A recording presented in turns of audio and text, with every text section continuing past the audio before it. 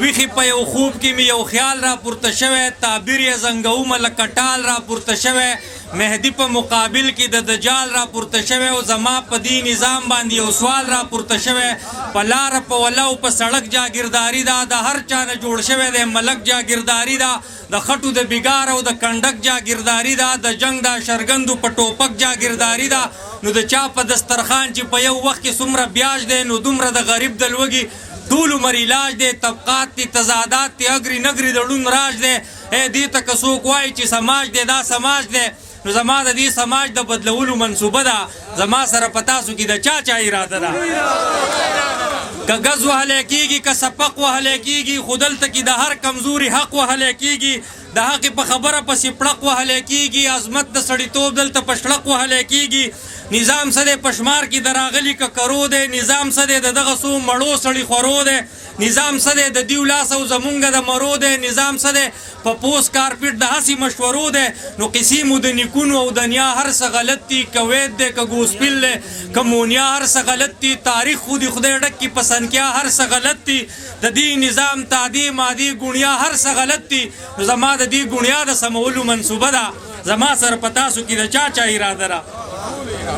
مننه جی حاجی صاحب حج دی مبارک شه خو نهر نه ویني هر کال دی حج دی خو بې کوره در په در نه ویني لاره کوڅه کې خپیا بلخپیا او سرتور سر نه ویني ګناه دی ویني د غربت د وبا غر نه ویني د سرودي محفل د خون نه دی قربان خانجي لکونه شنې قودې نه چکې په یو آن خانجي چرته په خیال کې دی راغل دی غریبان خانجي ستا کوټهیز د ټوک ډوډۍ دی په ارمان خانجي په یو نیم بنیادم باندې څه بل شانته نیستي ده او په یو نیم بنیادم باندې څه بل شانته هستي ده د چا ماړه هرګز خادي په چا باندې قاطي ده رښتیا خبره ده د دا زیاتي برخه زیاتي ده نو زما د دې زیاتي بال د ایشلو منصوبه ده زما سره په تاسو کې د چا اراده ده چا چې وي چې وخت به راځي کله به راځي په مونږ چې شنه راوټو کېږي هله به راځي زمونږ د څه تدبیر او د عمله به راځي که مونږ به داسې ناست یو په خپله به راځي د عقل او شعور په بیایۍ کار شروع شوی د خلکو د وجدان په تیارۍ کار شروع شوی د دې موجوده حال په تباهۍ کار شروع شوی او د بل نظام دپاره په شپېلۍ کار شروع شوی په خپل اعظم ولاړ یو څوک کپرې مې پکار دي سپرغۍ سړي لکه بسرې مې پکار دي یوازې خو خدای خدای څو ملګري مې پکار دي ملګري مې پکار دي خو کمرې مې پکار دي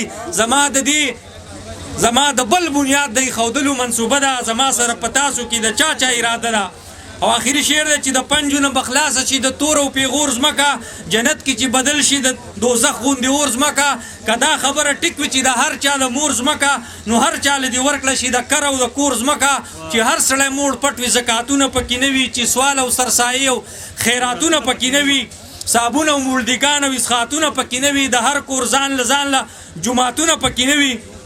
نو چاته حق هسې په تنقید او په ټوکلو باندې نه کېږي تش په احتجاج ریکارډ کولو باندې نه کېږي خیرو په کنځلو باندې نه کېږي حق په خوار پرغه خوله غوښتلو باندې نه کېږي نو چاته په سوالونو مینتونو باندې نه کېږي ژوند تش په سلګو او په آهونو باندې نه کېږي خپل مرام ګټل خو په خوبونو باندې نه کېږي شماله په ویرونو باندې نه کېږي نو چرته دی ملنګ دا کوړي راله خبر کوي څه شو د مومندو کاکاجي راله خبر کوي توره چې وهي په قریپي لاره خبر کوي خلکه محمد جان نومي غازي راله خبر کوي د سر نه مې د انګلي دی او خدای ته مې اسره ده په تاسو کې د چای نه زما غوندې توده ده ډېره مننه منیر بونیری چې محفل ته ژمنه کړې وه واده کړې وه لوز یې کړی چې راځي به خو څه د داسې ستونزې ده چې د هغې په سټیج باندې د هغې مناسب نه ده چې ذکر وکړو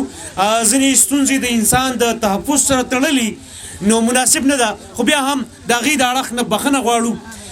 پروګرام په دې دعا سره سرته رسو چې موږ ټولو پښتنو له خدای دا جرت او دا حس راکړي چې موږ زنانه هم د ځان برابر انسانان وګڼو د ټولو کور ودان